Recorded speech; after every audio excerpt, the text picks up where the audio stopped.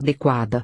Mortimer Adler, que colaborou no anuário escrevendo uma defesa da filosofia da educação, pôs em relevo a necessidade de uma definição do seu objeto como solução dos desacordos existentes. Lamentou a posição individual e irredutível de vários filósofos que só tinham a expor a sua opinião, o seu ponto de vista sobre educação, ou o seu sistema de filosofia, e acentuou a urgência de se afastarem de cogitação os elementos que, não sendo filosóficos, sobrecarregam as escolas atuais de filosofia da educação. 10 anos depois, ao publicar o seu Traité de Pedagogia Générale, na França, René Albert denunciava essa mesma situação e procurava lançar as bases realmente filosóficas de uma filosofia da educação. O problema se torna claro nestas palavras de Paul Desjardins, que Albert reproduz no prefácio da sua obra, Os Reformadores da Educação, que temos observado, descobriram a verdade em quase todas as questões de detalhe, sobre a educação dos sentidos e sobre o processo do juízo na primeira infância, aquele, sobre a aplicação do trabalho manual, sobre a ginástica racional, outro, sobre a maneira de ensinar idiomas, ou a física, ou o desenho, ou a música vocal, etc. Descobrimentos contemporâneos e diversos, cujo centro, se refletimos a respeito, aparece como único. Entretanto, este centro, de que tudo parte, não está assinalado com suficiente ênfase em nenhum lugar, e isso é o que falta determinar numa escola pensada à francesa. Albert comenta, porque este centro é o homem, e o mestre cuja memória acabamos de evocar teria sem dúvida acrescentado conosco que a escola pensada à francesa é a que se dedica a ensinar e fazer nascer o homem. É curioso que tenhamos encontrado, no próprio pensamento francês contemporâneo, as sugestões para uma resposta ao reclamo de Desjardins. A escola pensada à francesa, que põe a sua ênfase no objeto e centro da educação, o homem, só poderá aparecer, no campo vasto e contraditório da filosofia da educação, com base num esforço metodológico essencialmente humanista. A sugestão do esquema sartreano das dimensões do espírito parece-nos abrir amplas possibilidades nesse sentido. Da mesma maneira porque no estudo das religiões a aplicação do método dos horizontes culturais alargou a compreensão do problema, podemos esperar que um método dimensional permita o reajuste necessário do problema filosófico da educação. Um método integral. Poderíamos aspirar a um método integral que, aplicado à história da educação e a toda a problemática educacional, nos possibilitasse a investigação de todos os seus aspectos, ou que pelo menos nos desse, no plano da interpretação, uma visão geral e dinâmica do processo educativo. Os métodos históricos, comparativos e culturais não chegam a tanto. O método dos horizontes culturais oferece perspectiva mesológica em extensão, mas falta-lhe a profundidade ontológica que é procurada na complementação de pesquisas psicológicas. Entretanto, a psicologia é um particularismo, uma especialização, como a sociologia. Suas pesquisas se referem a problemas particulares de estrutura e função, como as sociológicas aos problemas de relação. A filosofia da educação, porém, abrange todo o contexto de ações e reações objetivas e subjetivas que vai do ser ao social e como cultura. A filosofia da educação extravasa, assim, da extensão de sua própria polaridade no momento em que transcende o social para penetrar no cultural, no pleno domínio do espírito. É o que estuda Albert, com admirável clareza e segurança, no seu tratado. É possível que estejamos exagerando as possibilidades do método dimensional e só os especialistas em metodologia poderão responder até onde as nossas esperanças são viáveis.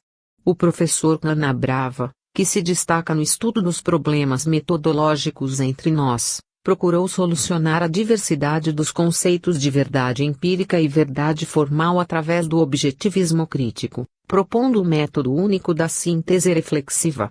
A filosofia elaborou um método, declara, que permite conjugar a análise da estrutura lógica do conhecimento com a interpretação sintético-funcional dos processos empíricos que se relacionam diretamente com a atividade cognitiva. A mesma unidade no tocante aos problemas gerais da filosofia da educação, em sua relação específica com o objeto do problema educacional, não poderá ser tentada? Investigar as possibilidades metodológicas da teoria das dimensões humanas parece-nos, pois, tarefa das mais promissoras. Partindo da análise do corpo mágico, da feliz formulação de Kessner, onde o homem se apresenta na sua primeira dimensão, um método dimensional nos levaria ao exame de todas as implicações da passagem para a segunda dimensão e desta para a terceira. Esse método global ou integral penetraria, assim, em todas as estruturas e conexões da polaridade pedagógica, abrangendo a simultaneidade do ser como ser, existindo em si, agindo no parasi e se transcendendo no cultural, do biopsiquismo em sua dinâmica funcional e do social em sua dinâmica de relações. Para essa penetração simultânea, o método deveria dispor das técnicas específicas necessárias, subordinadas sempre ao contexto dimensional. Essa solução, se possível, livraria a filosofia da educação das contradições atuais, eliminando o atomismo das teorizações pessoais que tanto se apoiam em métodos filosóficos quanto em métodos científicos ou simples técnicas de pesquisa. Esta busca da unidade pode parecer um desejo de volta, em termos psicanalíticos, à homogeneidade religiosa a que nos referimos no início. A educação, à maneira do positivismo kantiano, encontraria assim um meio de negar a sua natureza problemática para adormecer de novo no seio das certezas tradicionais. Mas o exemplo medieval a que já aludimos bastaria para mostrar-nos a irreversibilidade do processo evolutivo.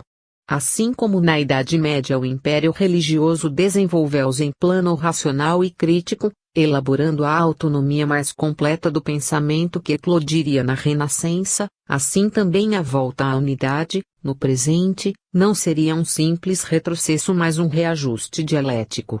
Poderíamos apelar para o princípio marxista da negação para explicar este aspecto do problema. Não resta dúvida que a unidade metodológica é uma tentativa de superação de problemas, mas não de anulação da natureza problemática do processo educativo, o que seria impossível. Essa busca, como já vimos, existe na filosofia geral, como existia nas ciências. Buscase não apenas a unidade metodológica nesses dois campos, mas também a unidade conceptual, como vemos na obra de Einstein. E se o objetivo do conhecimento é a reconstrução do universo pela síntese após a análise, essa busca não é a consequência de um complexo inconsciente mas um imperativo do próprio desenvolvimento cultural.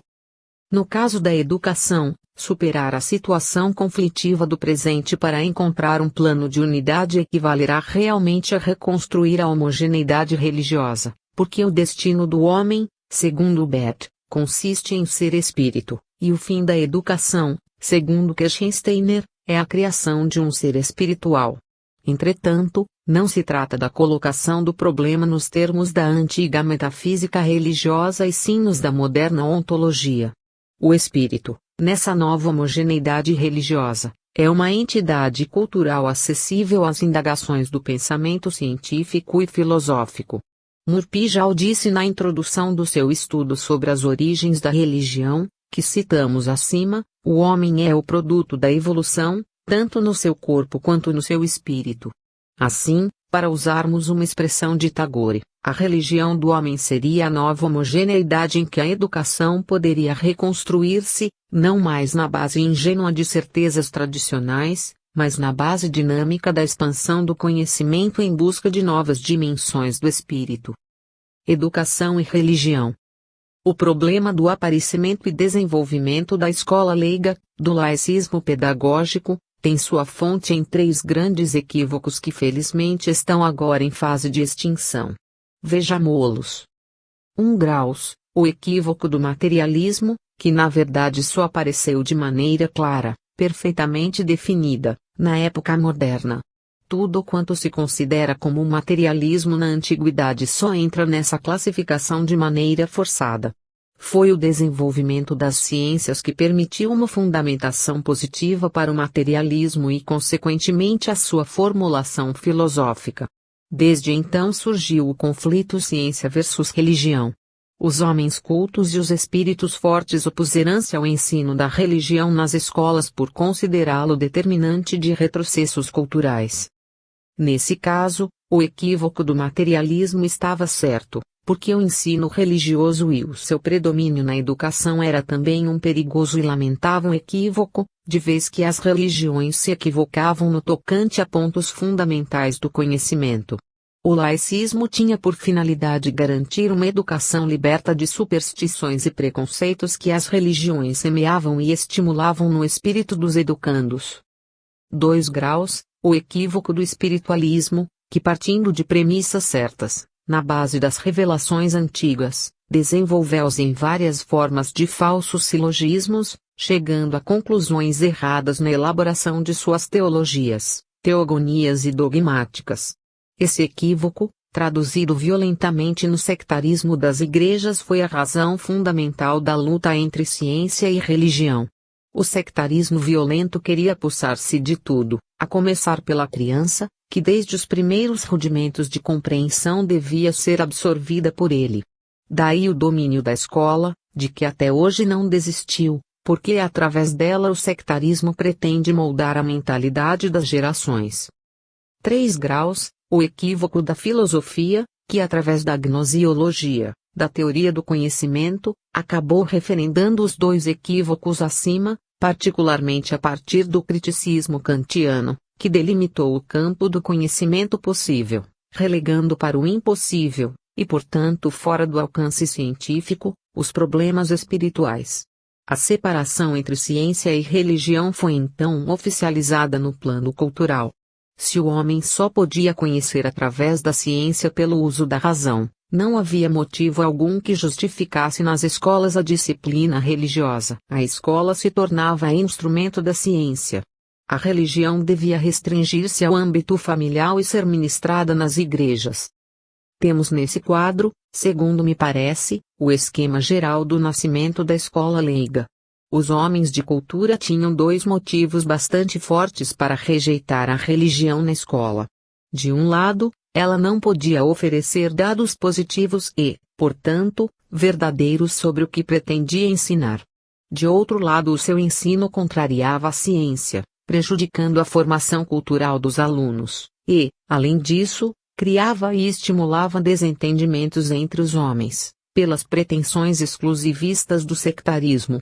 Longe de religar, ela na verdade desligava e gerava conflitos insensatos, sempre extremamente violentos porque baseados no fanatismo. Situação atual. As campanhas pela escola laica abalaram o mundo e conseguiram vitórias parciais muito importantes. Apesar disso, o sectarismo religioso não desistiu e não desistirá jamais das suas pretensões, pois não há nada mais insistente do que o fanatismo, mormente quando aliado a interesses materiais. Não obstante, a situação atual no campo do conhecimento já traz em si mesma a solução para esse velho problema. Basta que homens responsáveis encarem o assunto a sério e procurem resolvê-lo no interesse superior das coletividades, sem prejuízo para os sectarismos religiosos nem para os defensores da independência cultural. Procuremos encarar a situação atual nos 3 campos acima especificados, vendo como seriam solucionados os impasses seculares a respeito. Primeiro, o materialismo perdeu, com a rápida evolução dos conhecimentos científicos nestes últimos anos, os seus elementos de sustentação no campo da razão. O próprio conceito de matéria, tanto no materialismo mecanicista do passado quanto no materialismo dialético de hoje, perdeu a sua substância. Além da descoberta de que a matéria é simples condensação de energia, temos agora o grande passo da física na descoberta da antimatéria. Numa verdadeira ação de pinça, as ciências físicas de um lado e as ciências psicológicas de outro, através das pesquisas nucleares e parapsicológicas, demonstraram positivamente a existência de outras dimensões do universo e, portanto, das coisas e dos seres. Já se pode falar cientificamente no outro mundo, sem qualquer implicação religiosa, em bases puramente científicas, pois admite em face de provas de laboratório a existência do mundo da antimatéria. Na parapsicologia, a tese vitoriosa é a da existência do extrafísico no próprio homem, demonstrando a possibilidade científica da sobrevivência após a morte. E para coroar essa conquista do invisível, os cientistas soviéticos acabaram de descobrir o corpo bioplástico do homem, um corpo de forma humana e de natureza energética, visível através da câmara Kirlian de fotografia com adaptação de lentes ópticas. Está rompida a barreira kantiana entre o conhecimento positivo e o chamado conhecimento sobrenatural. Não há sobrenatural, a natureza continua em outras dimensões, que já estão sendo incorporadas ao conhecimento racional e sujeitas à pesquisa científica. 2 graus, o espiritualismo, até mesmo no seio das igrejas mais sólidas e tradicionais, modificou-se e continua a modificar-se profundamente, ameaçado nas suas fortalezas antiquadas pelo avanço dos conhecimentos. Há um acelerado processo de transformação nas igrejas, que já atingiu a própria essência de várias delas, obrigando-as a modificar não só a sistemática tradicional dos cultos, mas também a sua teologia. O caso Teilhard de Chardin na Igreja Católica e o caso das novas teologias nas igrejas da Reforma e suas constelações de satélite são suficientes para mostrar a profundidade da revolução à vida e cujo processo continua a se desenrolar. E verdade que o sectarismo fanático e retrógrado procura reagir, mas é evidente que os seus estertores são tipicamente agônicos. O fanatismo obscurantista não tem mais nenhuma possibilidade de manter o seu domínio nos povos. 3 graus, a filosofia está francamente de volta às suas raízes espiritualistas, à sua verdadeira tradição, pois ela sempre foi um campo de cogitação sobre os problemas do espírito. Passado o surto de sarampo intelectual do existencialismo ateu de Sartre, que punha a sua ênfase na existência e aniquilava o ser, vemo-la de volta, ainda convalescente, aos braços do misticismo alemão renascido em Heidegger, com a afirmação enfática do ser como único objeto real da cogitação filosófica. Por outro lado, a filosofia se impôs de novo como elemento fundamental e aglutinador do conhecimento, com sua plena capacidade de restabelecer a unidade do saber, até agora dividido em regiões indevidamente antípodas. Assim, a situação atual se revela inteiramente favorável à solução do impasse educacional criado pelo fanatismo religioso. Científica e filosoficamente já se reconhece que a religião é uma das províncias principais do conhecimento. As pesquisas antropológicas, sociológicas e etnológicas, apoiadas nos dados arqueológicos e na investigação psicológica e parapsicológica, demonstraram de sobejo que o homem não é apenas o animal político de Aristóteles, mas também e sobretudo o ser religioso de Arnold Toynbee, cujas construções mais grandiosas têm sempre como esteio o seu substrato fideísta. O ecumenismo católico, embora não tenha o poder que só o desprendimento, o desapego dos bens terrenos lhe poderia dar, nem por isso deixa de ser um sinal dos tempos, uma prova de que a conciliação das crenças se impõe ao mundo religioso como uma exigência da nova situação. Como acentuou Garaldi, passamos da era do anátema à era do diálogo. A religião tenta superar o fanatismo e o pragmatismo sectário que a haviam desfigurado. Ventos novos estão soprando na atmosfera poluída do planeta e devemos esperar que a renovem, afastando e extinguindo os elementos de poluição. Religião nas escolas. Ao lado de todos esses eventos auspiciosos, devemos assinalar o desenvolvimento das pesquisas e dos estudos universitários sobre a religião, abrangendo todos os aspectos do problema. Há um conceito novo de fé, uma nova interpretação dos fatos religiosos. A contribuição espírita, que impregnou, consciente ou inconscientemente, a obra de Chardin e dos renovadores da teologia em geral, já faz sentir a sua ação benéfica por toda parte.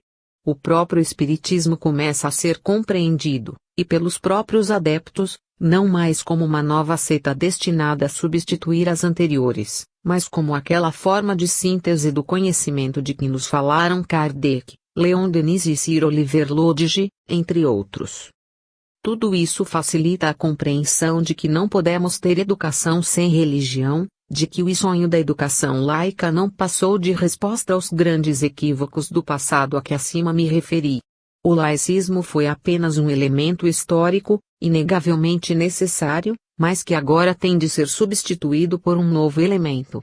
E qual seria essa novidade? Não, certamente, o restabelecimento das formas arcaicas e anacrônicas do ensino religioso sectário nas escolas. Isso seria um retrocesso e, portanto, uma negação de todas as grandes conquistas que vimos na apreciação da situação atual. Reconhecendo que a religião corresponde a uma exigência natural da condição humana e a uma exigência da consciência humana, e que pertence de maneira irrevogável ao campo do conhecimento, devemos reconduzi-la à escola, mas desprovida da roupagem imprópria do sectarismo. Temos de introduzir nos currículos escolares, em todos os graus de ensino, a disciplina religião ao lado da ciência e da filosofia. Sua necessidade é inegável, pois sem atender aos reclamos do transcendente no homem não atingiremos aos objetivos da paideia grega, a educação completa do ser para o desenvolvimento integral e harmonioso de todas as suas possibilidades. Façamos agora a justiça a Kant, que acima ficou um tanto prejudicado por sua posição agnóstica. Lembremos que, fiel aos rigores metodológicos da sua investigação, ele teve de separar o falso do real dentro das condições do saber do seu tempo. Nem por isso, entretanto, deixou de reconhecer a legitimidade dos impulsos afetivos do homem, e na crítica do juízo abriu perspectivas para a compreensão que hoje atingimos. Nele encontramos a ideia de Deus reconhecida como o supremo conceito que é dado à criatura humana formular, pois que essa ideia suprema representa uma síntese do todo. E nele encontramos também a definição de educação como desenvolvimento no homem de toda a sua perfectibilidade possível. O próprio Kant, portanto, que respondeu pelo divisionismo do campo do conhecimento, pode agora responder pela sua reunificação.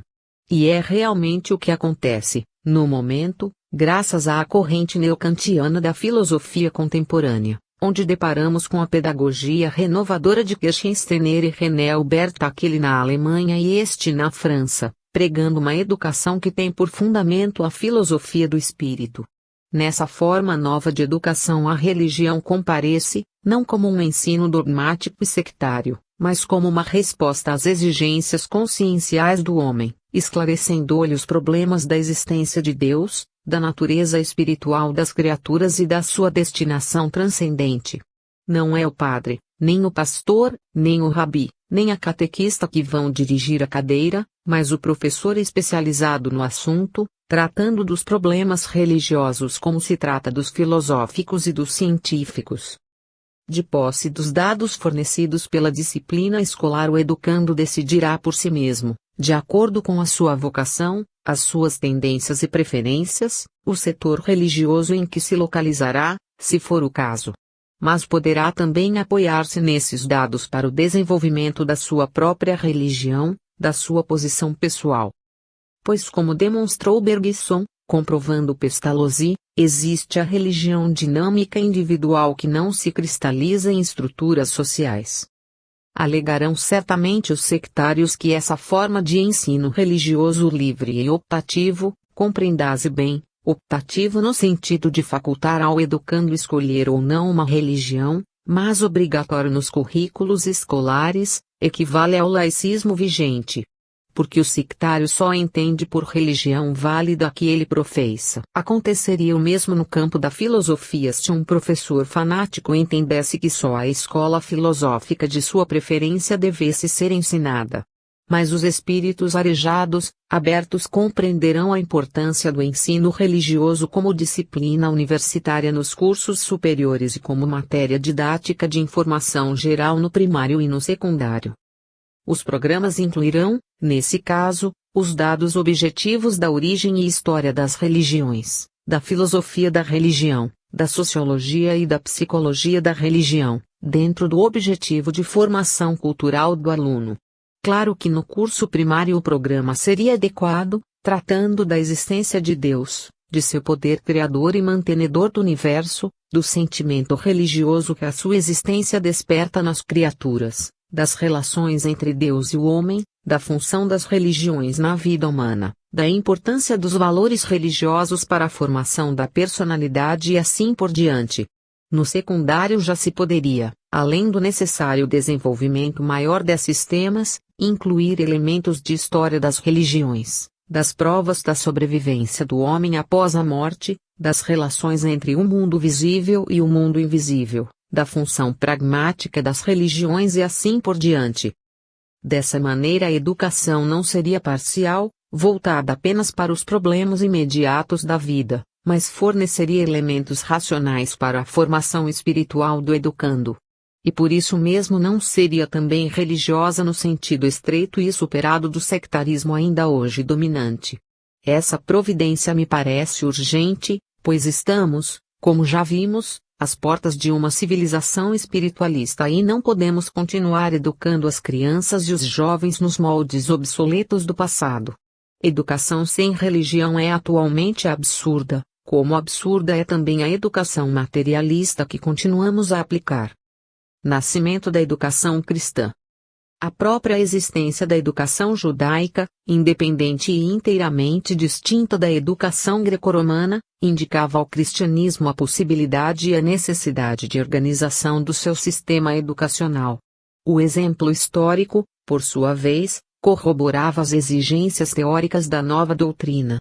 Assim, a prática judaica e a teoria cristã dariam nascimento a um novo tipo de educação, correspondente às aspirações da nova era que brotava dos ensinos de Jesus. Mais tarde, como sempre acontece em educação, teria de surgir a pedagogia cristã, que por sinal se dividiria em vários sistemas pedagógicos, adaptados às várias correntes que surgiriam na interpretação evangélica. Bastaria o conhecimento deste fato histórico, obrigatoriamente registrado nos tratados de pedagogia, para mostrar a professores e leigos, espíritas ou não, a legitimidade da educação espírita, que já é um fato concreto e, portanto, histórico em nossos dias, e a necessidade de formulação da pedagogia espírita. Só o desconhecimento da história da educação e a ignorância do processo de nascimento da educação cristã podem levar alguém a se opor ao desenvolvimento da educação espírita e consequente aparecimento do sistema pedagógico correspondente. Além das bases históricas, judaicas, a educação cristã se fundamentou ainda no próprio exemplo de Jesus e de seus discípulos, entre os quais se destaca, por sua cultura e sua atividade intensiva, a figura do apóstolo Paulo. Lorenzo Luzuriaga, na sua História da Educação e da Pedagogia, oferece-nos este trecho que devia ser amplamente divulgado no meio espírita. A educação cristã se realizou, nos primeiros tempos, direta e pessoalmente. Os educadores foram o próprio Jesus, o mestre por excelência, os apóstolos, os evangelistas e, em geral, os discípulos do Cristo. Era então uma educação sem escolas, como aconteceu com a budista, a judaica, e em geral com todas as religiões em seus primeiros tempos.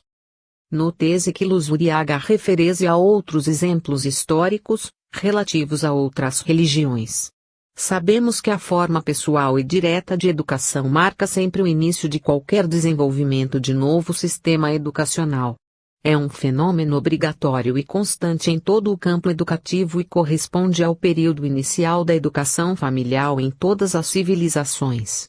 Toda a educação começa sempre pelo ato de educar, que se passa necessariamente entre duas ou mais pessoas. Jesus iniciou a educação cristã ao ensinar pessoalmente os fundamentos da nova doutrina ao povo. Henri Marot, professor da Sorbonne, em sua famosa Histoire de l'éducation dans l'Antiquité, que todo estudante de pedagogia deve obrigatoriamente conhecer, abre com as linhas abaixo seu capítulo sobre o cristianismo em face da educação clássica. A expressão educação cristã é encontrada nos escritos de São Clemente de Roma, lá pelo ano 96. São Paulo, antes dele, já se preocupara em aconselhar os pais sobre a maneira de educar os filhos. Essa é uma preocupação constante do cristianismo, e Coríntios, Efésios, Colossenses. Podes alegar que a educação cristã era, de início, puramente religiosa. O mesmo aconteceu com todas as formas de educação nascidas das grandes religiões. A própria educação geral, que abrange todas as formas específicas, também se iniciou com os rituais das tribos. Na proporção em que o cristianismo se propagava e se institucionalizava, a incipiente educação cristã ia amadurecendo e se definindo. Foi por volta de 179 que o filósofo grego Pantenus, convertido ao cristianismo, fundou em Alexandria a primeira escola de catequistas. Os didáscalos, catequizadores sem preparo, iam ser substituídos por professores formados em curso especial, de natureza enciclopédica. Clemente e Orígenes fariam dessa escola, mais tarde, o mais importante centro de cultura religiosa da época. Podemos dizer que, com a iniciativa do filósofo Pantenus, a educação cristã deu um verdadeiro salto qualitativo, atingindo a institucionalização em plano superior. A pedagogia cristã. A pedagogia propriamente dita só aparece depois do desenvolvimento da educação. Porque a pedagogia é o estudo, a pesquisa, a reflexão sobre o processo educacional. Assim, cada novo sistema educacional surge e se desenvolve sob a pressão das necessidades culturais, amparado por uma orientação pedagógica estranha. A educação cristã se desenvolveu em meio da cultura clássica greco-romana, mas sob a influência pedagógica da educação judaica. As culturas grega, romana e judaica geraram historicamente a nova cultura cristã. Assim, a educação clássica e a educação judaica foram as fontes naturais de que surgiu a educação cristã. Jesus reformou o judaísmo e dessa reforma saiu o cristianismo. Os cristãos, a partir do impulso inicial do próprio Cristo, o mestre por excelência, teria de reformar a educação clássica e a educação judaica, e dessa reforma surgiria a educação cristã.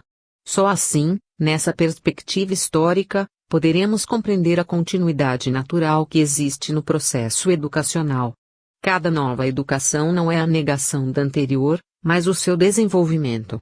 O fenômeno de transmissão da cultura através das gerações explica as metamorfoses educacionais. A reelaboração da experiência, segundo a tese de Dewey, implica o aproveitamento dos valores adquiridos pela cultura anterior. O cristianismo se apresenta, ainda hoje, sobrecarregado de heranças pagãs e judaicas. Essas heranças pesaram também no desenvolvimento da educação cristã. Mas na era patrística, entre os séculos 3 e 4, elas vão servir para a elaboração da pedagogia cristã. Os primeiros pedagogos cristãos eram homens formados no seio da pedagogia clássica greco-romana e influenciados, escriturística e teologicamente, pela pedagogia judaica. Clemente de Alexandria, autor de O Pedagogo, primeiro tratado pedagógico do cristianismo, fora formado na filosofia grega e deu ao professor cristão o nome de Logos. Seu famoso discípulo e continuador, Orígenes, autor da Suma Teológica Metafísica, teve a mesma origem cultural e considerava a filosofia como o preâmbulo da religião. Basílio, fundador da escola monástica, já se desprende da herança grega, mas se apega à judaica, especialmente às escrituras. Quintiliano e Jerônimo desenvolvem métodos especiais e se voltam mais para a essência cristã dos evangelhos. Com São Bento, a educação cristã já começa a abrir suas portas para o mundo, saindo do recinto fechado dos mosteiros para aceitar alunos externos. Mas é com Agostinho, autor de A Cidade de Deus, o Mestre de Deus, o Mestre e da Ordem, que a herança platônica se acentua vigorosamente na pedagogia cristã, ao mesmo tempo em que os elementos fundamentais da pedagogia pagã são adaptados à escola cristã e nela integrados, as artes liberais, a retórica, a eloquência, a cultura física. Na segunda metade do século IV temos o episódio curioso de Juliano, o apóstata. O imperador Juliano, que subiu ao trono em 361 e se fizera cristão, apostatou e dedicou-se ao restabelecimento do helenismo. A 17 de junho de 362 expediu uma lei, explicada por uma circular, impedindo os professores cristãos de lecionarem nas escolas imperiais.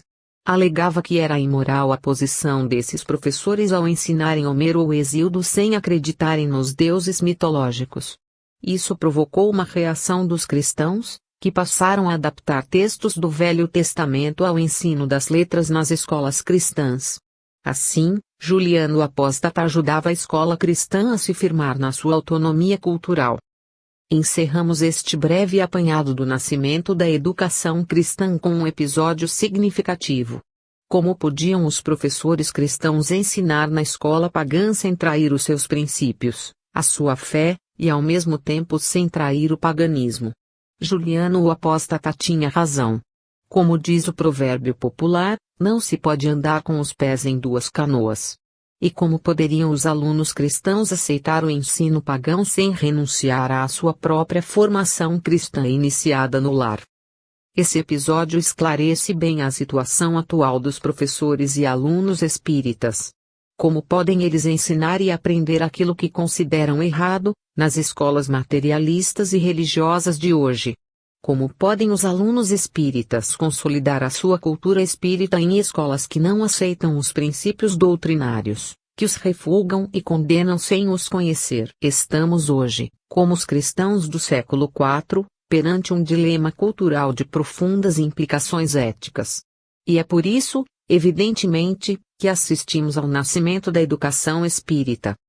Nascimento da educação espírita.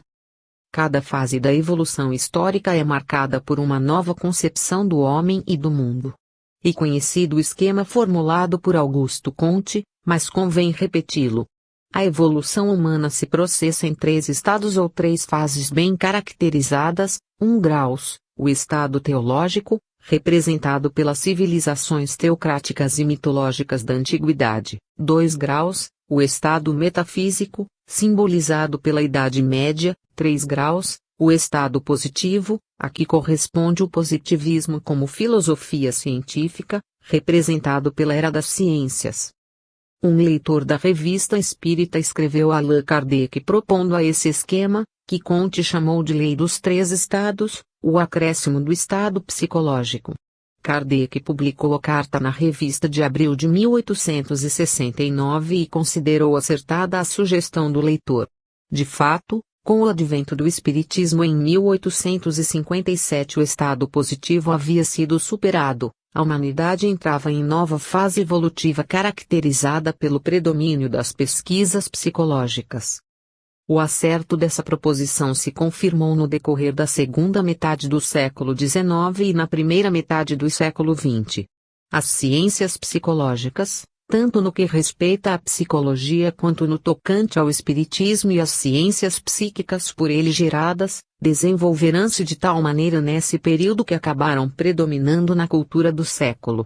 Nesta segunda metade do século XX, em que nos encontramos, o avanço nesse campo de pesquisas e estudos ultrapassou toda a expectativa. Estamos hoje, inegavelmente, na era do espírito. Já passamos além do estado psicológico, que era apenas o vestíbulo de uma fase decisiva da evolução humana. Estamos no estado espírita. Em apenas alguns anos, de 1930 a 1970, demos um gigantesco salto qualitativo, da psicologia animista, reduzida às investigações do comportamento humano, à parapsicologia, que rapidamente avançou na demonstração da realidade do espírito, a partir dos fenômenos rudimentares de clarividência e telepatia até à pesquisa e comprovação das comunicações de espíritos, fenômenos θ, e da reencarnação, memória extracerebral. Ao mesmo tempo, a física, ditadora das ciências, como Rini a chamou, cujos conceitos e métodos de investigação materialistas impuseram discricionariamente a todo o campo do conhecimento, saltou repentinamente além da matéria, descobrindo a antimatéria, reconhecendo a sua importância fundamental na estrutura do universo, e logo mais descobrindo o corpo bioplástico dos vegetais, dos animais e do homem. Corroborando essas conquistas terrenas, houve também o assalto ao cosmos pela astronáutica. Esse mergulho no infinito trouxe mais uma possibilidade de confirmação da chamada hipótese espírita, tão ridicularizada e menosprezada pelos homens positivos, no tocante à existência de uma escala dos mundos. Pesquisas astrobiológicas revelaram a existência de elementos vitais na imensidade cósmica e os cientistas mais eminentes já não temem declarar a sua convicção da possibilidade de vida humana em outros planetas. Para negar que estamos na era do espírito seria preciso negar todos esses avanços da ciência, o que evidentemente ninguém pode fazer. A outra face do real. No mesmo instante em que o homem conseguiu ver, pela primeira vez na história, a face oculta da Lua, os cientistas soviéticos, logo eles, conseguiram, em suas pesquisas com a Câmara Kirlian, na Universidade de Alma-Ata, nos confins do Cazaquistão, próximo à fronteira chinesa, bem escondidos nas selvas, ver e fotografar o corpo espiritual do homem. E conseguiram mais, em experiências com moribundos, pesquisando o fenômeno da morte, constatar que esse fenômeno só ocorre quando o corpo bioplástico, como o chamaram, se retira do corpo carnal, que então e só então se cadaveriza. O cristianismo havia conseguido a conversão do mundo. O espiritismo está conseguindo a conversão da ciência. A visão nova dos cristãos modificou as relações humanas, mesmo nas áreas não dominadas pelo cristianismo, e criou uma nova cultura. A visão novíssima do espiritismo deu novas dimensões à visão cristã e está criando uma nova civilização. Segundo a conceituação de Kirchsteiner, a cultura se divide em objetiva e subjetiva. A cultura objetiva se constitui dos bens concretos que formam a civilização, a cultura subjetiva representa o acervo de conhecimentos abstratos que formam o saber de cada civilização. A cultura, tanto objetiva como subjetiva, da era do espírito, não pode ser transmitida às novas gerações através dos limitados recursos da educação cristã ou da educação leiga, ambas irremediavelmente superadas. O conflito materialismo versus espiritualismo, que gerou essas duas formas de educação, não tem mais possibilidades de sobreviver na cultura atual. A nova concepção do homem e do mundo que marca o nosso tempo exige uma nova educação de dimensões cósmicas e espirituais. Porque a era do espírito é também a era cósmica. E só o espiritismo tem condições para atender a essa exigência do nosso tempo, através da educação espírita, que já se desenvolve espontaneamente aos nossos olhos e por sua vez exige a sua formulação pedagógica. A descoberta do espírito. Em 1854 o professor Denis Argyvail começou a investigar os fenômenos psíquicos que haviam, 9 anos antes, abalado os Estados Unidos e repercutido intensamente na Europa. Discípulo de Pestalozzi, o grande pedagogo da época, e ele também pedagogo, interessava-se por todos os fenômenos que pudessem dar-lhe um conhecimento mais profundo da natureza humana. Partia do princípio de que o objeto da educação é o homem e por isso o pedagogo tinha por dever aprofundar o conhecimento deste. Em 1857 lançava em Paris o Livro dos Espíritos como o primeiro fruto de suas pesquisas. Havia descoberto o espírito, determinado a sua forma, a sua estrutura, as leis naturais, e não sobrenaturais, que regem as suas relações com a matéria. Podia afirmar, baseado em provas, que a natureza do homem é espiritual e não material, que ele sobrevive à morte, que possui um corpo energético, e se submete ao processo biológico da reencarnação para evoluir como ser, despertando em sucessivas existências as suas potencialidades ônticas. Se Jesus ensinara essas coisas, na medida do possível, nos limites culturais do seu tempo, Denis Argyvail, que para tanto adotava o nome de Allan Kardec, passava então a ensiná-los de maneira mais ampla e com maiores recursos culturais. Tornou-se o professor de espiritismo, como passaram a chamá-lo os que aceitaram a sua verdade. Para isso lançou uma revista especializada, a Revue Spirit, e passou a fazer conferências e publicar livros e folhetos em linguagem didática, bem acessível ao povo. Estava iniciada a educação espírita. Para bem configurarmos o nascimento da educação espírita convém lembrar que Amélie Baudet, esposa de Kardec, era também professora. Sabemos como ela colaborou na obra do marido e como, Após o passamento deste, empenhou-se em honrar-lhe a memória. O casal não teve filhos. A educação espírita foi assim a sua única filha. Essa filha mimada, extremamente querida, esteve junto ao seu coração até o fim de sua existência. O professor Rivail serviu-se dela para educar e instruir o seu tempo, não só no tocante à França, mas a todo o mundo. André Moreau, em sua vida e obra de Allan Kardec, mostrando-nos que o professor Rivail não foi apenas discípulo de Pestalozzi, mas o continuador da obra educacional do mestre. É interessante notar que a impressão das obras completas de Pestalozzi termina exatamente no ano em que Rivail publicou a sua primeira obra, em 1824. Esta coincidência vem provar que uma tocha foi passada de mão para mão. Rivail iria trabalhar durante 30 anos para a educação da juventude francesa, antes de se consagrar, nos seus últimos 15 anos, aos princípios do Espiritismo.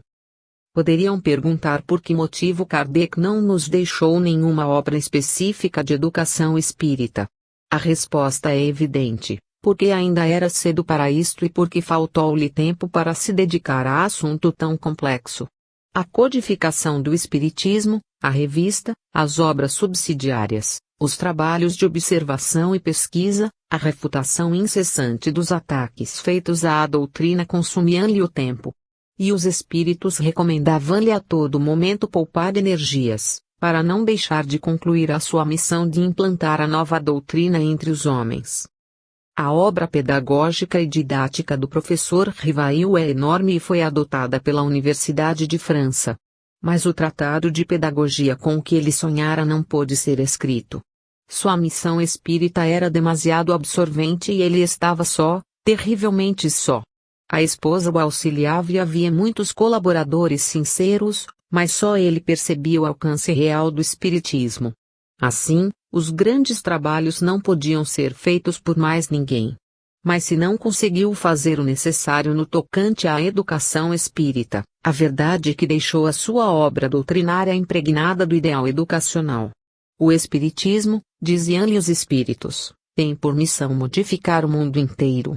E Kardec afirmaria em O Livro dos Espíritos, de acordo com a sua orientação anterior de pedagogo, a educação é a chave do progresso moral. Encarando o problema da evolução do mundo, Kardec adverte em sua obra fundamental, o espírito só pode avançar gradualmente. Não pode transpor de um salto a distância que separa a barbárie da civilização. Pergunta 271. A importância da educação espírita ressalta deste trecho, encarnando-se com o fim de se aperfeiçoar. O espírito é mais acessível na infância às impressões que recebe e que podem ajudar o seu adiantamento, para o qual devem contribuir os que estão encarregados da sua educação. Pergunta 383.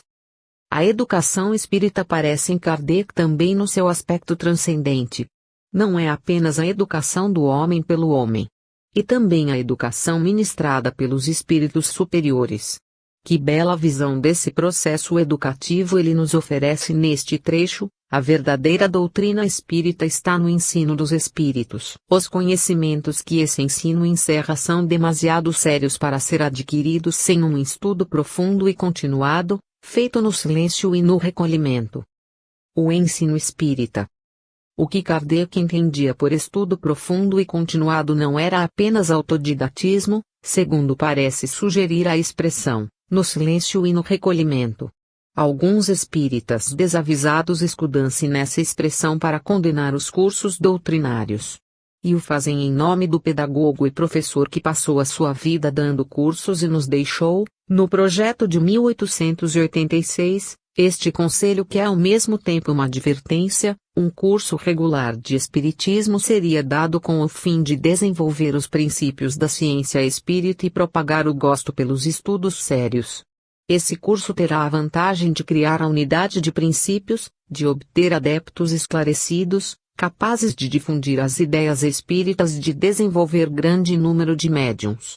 Encaro este curso como capaz de exercer influência capital no futuro do espiritismo e em suas consequências.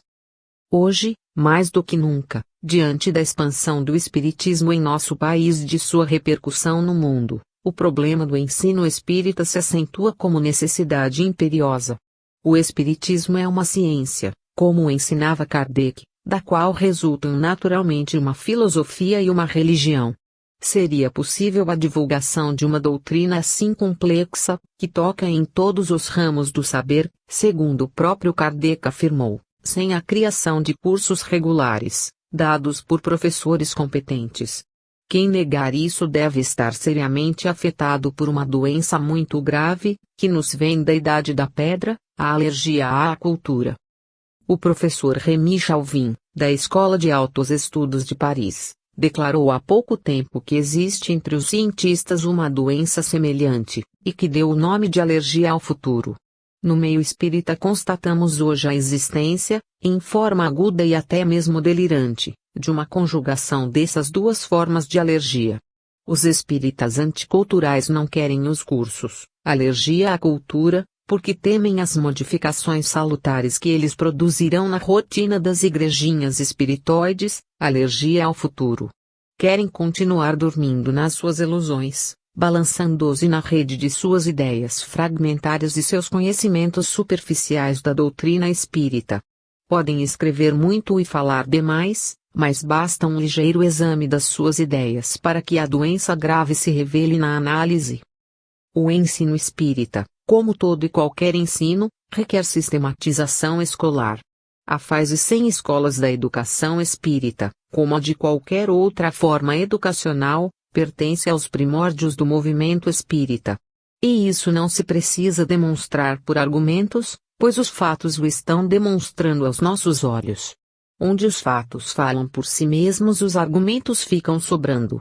A rede escolar espírita é hoje uma realidade concreta e se estende desde o grau mínimo ao grau máximo do ensino, desde o pré-primário até o universitário.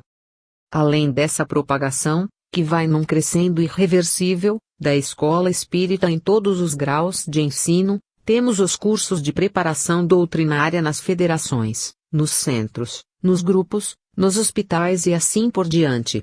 Temos ainda os institutos de cultura espírita, que realizam cursos regulares e estão se multiplicando pelo país.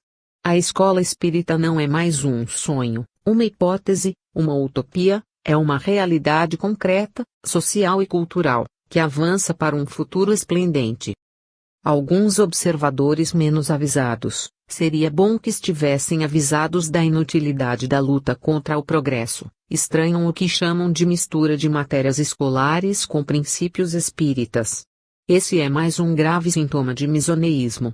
Revelam assim uma concepção muito estreita do espiritismo, esquecendo-se de que o próprio Kardec afirmou em A Gênese, respondendo aos que perguntavam por que o espiritismo veio tão tarde, que isso aconteceu porque ele toca em todos os ramos das ciências e era preciso que estas se desenvolvessem para que ele surgisse.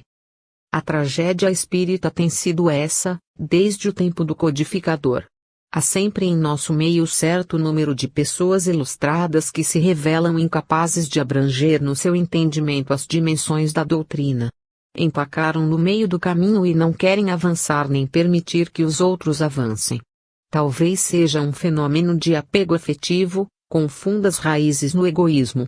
Querem o espiritismo somente para elas ou para um reduzido número de eleitos entre os quais figuram. Mas desde que Eurípides Barçanufo fundou e dirigiu, com admirável proveito, o Colégio Allan Kardec em Sacramento, lá pelos idos de 1909, ninguém mais conseguiu nem conseguirá deter a marcha da escola espírita. Porque ela corresponde a uma necessidade vital desta fase de transição da vida terrena. E uma exigência da evolução da humanidade, do progresso da Terra. Por isso mesmo a educação é hoje o tema mais importante da atualidade doutrinária. Todos querem progredir, esclarecer-se, orientar seus filhos. E todos sentem, todos sabem que a escola espírita é a única realmente capaz de preparar as novas gerações para a nova era que está surgindo. Só os alérgicos resmungam contra essa maravilhosa vitória do espiritismo no mundo, contra essa manifestação incontrolável do poder das ideias espíritas, que tudo arrastam em direção ao futuro. Felizes as novas gerações brasileiras, que dentro em breve poderão formar-se inteiramente nas escolas espíritas, recebendo a educação integral que só elas podem dar, sem as deturpações dogmáticas do sectarismo religioso e sem as deformações pretensiosas do academismo materialista. Neste Natal devemos agradecer a Jesus a concessão que nos fez, permitindo ao Brasil a graça de ser o país pioneiro da educação espírita na Terra. A Argentina já nos acompanha com entusiasmo. No Congresso de Mar del Plata, no ano passado, o tema central de estudos e debates foi a educação espírita, que empolgou as delegações da Confederação Espírita Pan-Americana, revelando a unidade continental dos espíritas a respeito. O Congresso, num dos itens das suas conclusões, reconheceu a existência da educação espírita em forma institucionalizada. Esse reconhecimento foi feito em face da situação escolar espírita no Brasil e graças à revista Educação Espírita, que leva hoje para o mundo a boa nova das nossas realizações educacionais. Testemunho de Kardec. Kardec não foi apenas o iniciador da educação espírita. Foi também a primeira testemunha da eficácia dessa nova forma de educar. Na Revista Espírita de fevereiro de 1864, no editorial intitulado Primeiras Lições de Moral na Infância, página 37 da edição brasileira, analisa com exemplos algumas contribuições do Espiritismo para modificar a educação vigente. E afirma, ele já prova sua eficácia pela maneira mais racional porque são educadas as crianças nas famílias verdadeiramente espíritas. Esse testemunho de Kardec é dos mais significativos por mostrar como toda forma nova de educação é inerente a uma nova concepção do mundo. Esse é um princípio pacífico em filosofia educacional, mas os leigos no assunto não o conhecem. Por isso, muitas pessoas que falam e escrevem no meio espírita, podendo ser ilustradas em outros setores, chegam a estranhar que se fale em educação espírita, coisa que lhes parece estranha e descabida.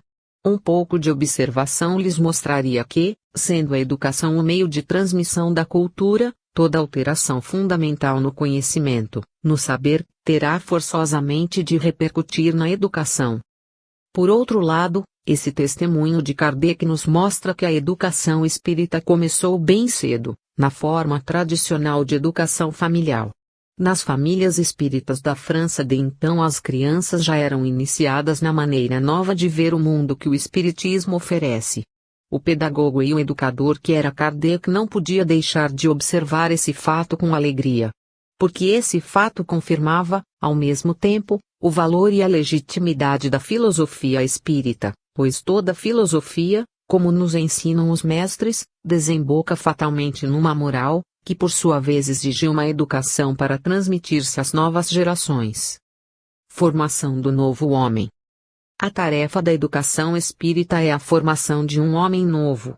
A educação clássica greco-romana formou o cidadão, o homem vinculado à cidade e suas leis, servidor do império. A educação medieval formou o cristão, o homem submisso a Cristo e sujeito à Igreja, à autoridade desta e aos regulamentos eclesiásticos. A educação renascentista formou o gentilhomem, sujeito às etiquetas e normas sociais, apegado à cultura mundana. A educação moderna formou o homem esclarecido, amante das ciências e das artes, cético em matéria religiosa, vagamente deísta em fase de transição para um materialismo. A educação nova formou o homem psicológico do nosso tempo, ansioso por se libertar das angústias e traumas psíquicos do passado, substituindo o confessionário pelo consultório psiquiátrico e psicanalítico, reduzindo a religião à mera convenção pragmática.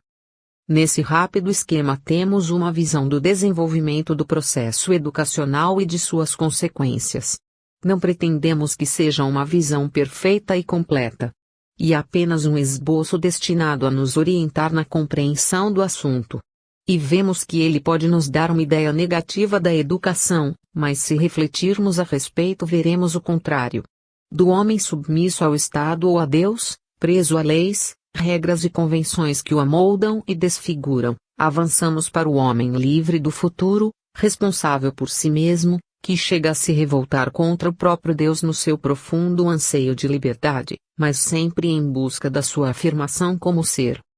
Essa afirmação é a que nos traz o Espiritismo com as provas científicas da sobrevivência e a perspectiva da imortalidade, com a desmitização da morte, com a racionalização do nebuloso conceito de Deus e de suas relações com o homem, com o esclarecimento decisivo do destino do homem e da razão de ser da vida e suas peripécias.